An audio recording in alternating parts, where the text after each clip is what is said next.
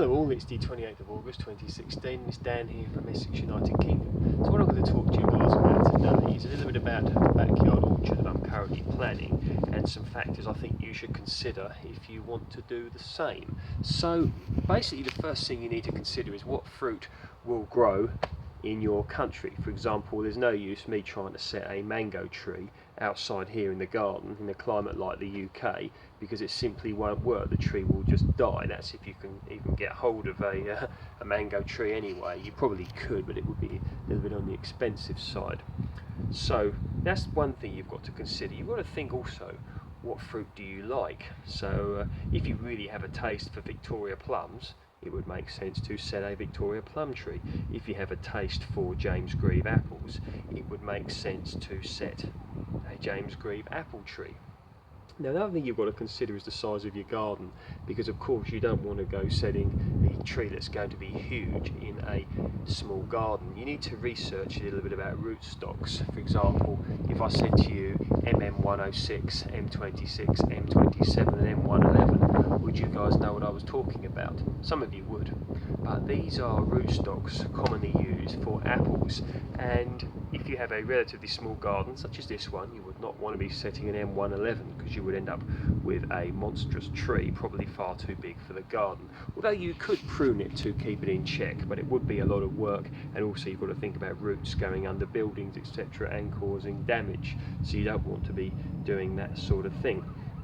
Another thing that you need to consider when you're setting fruit is a little bit about cross-pollination. For example, if you live in an area where there are no apple trees surrounding, you may need to set sort of two in order for them to help cross-pollinate each other. This is also relevant to certain other fruits such as pears as well. So you want to be looking at your pollination groups and your fertility, whether a tree is self-fertile or whether it needs another one flowering at the same time in order to help it produce more fruit.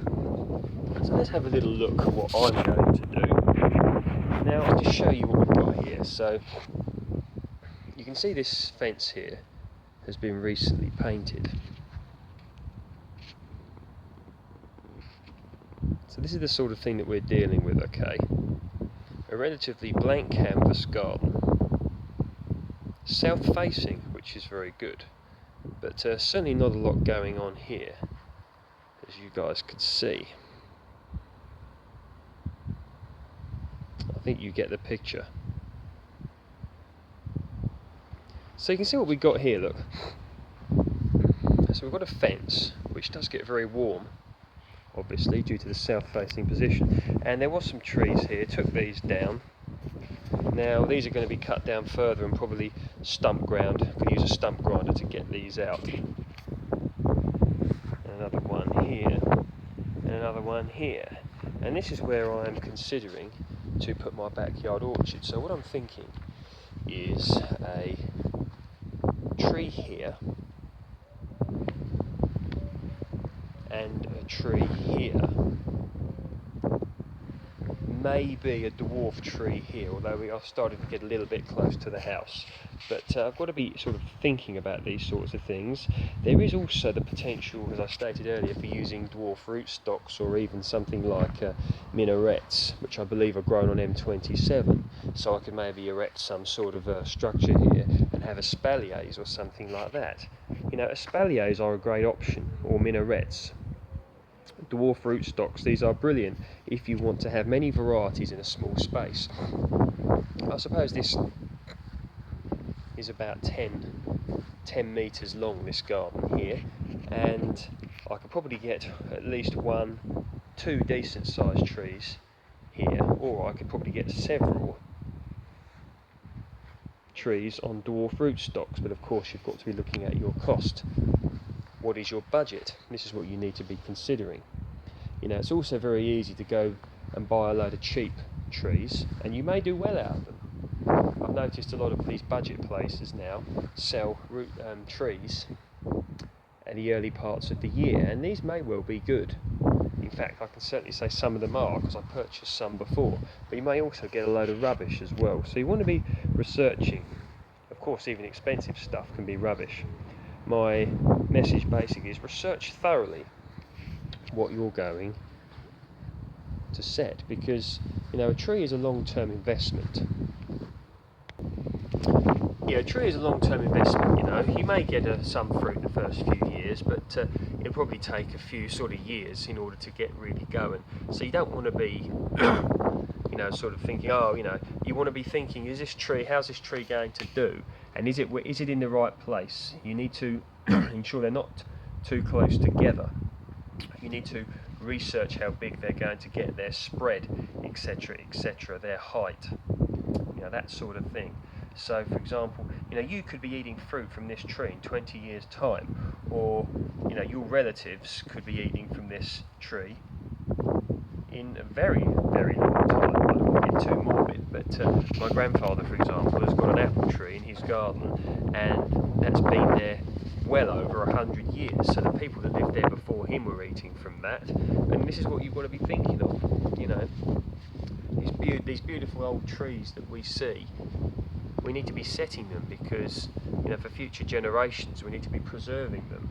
And how many sort of people are setting apple trees now, I don't know, but if you look around, especially the old country gardens, you know, find elderly people, you know, see they put an apple tree in 70 years, well, maybe not that long ago, but 50, 60, 70 years ago, or one of their relatives did. So you've got a lot of sort of the heritage side of this sort of thing as well, and it can be a lovely tree, you know, a lovely tree to set, and, you know, your grandchildren one day, or your children, or your friends could be climbing that tree.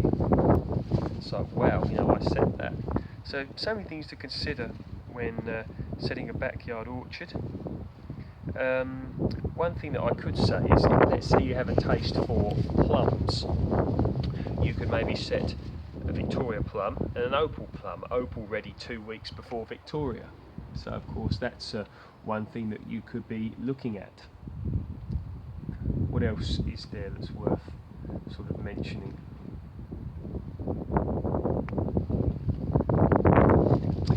Yes, so one thing that is definitely worth considering is if you have sort of a particular likeness for a particular fruit, research the tree that it comes from and see how heavy crop it is. For example, if you've got you know, space in your garden for 1 or 2 trees, my opinion is you want to be setting trees that are, you know, going to produce a heavy crop.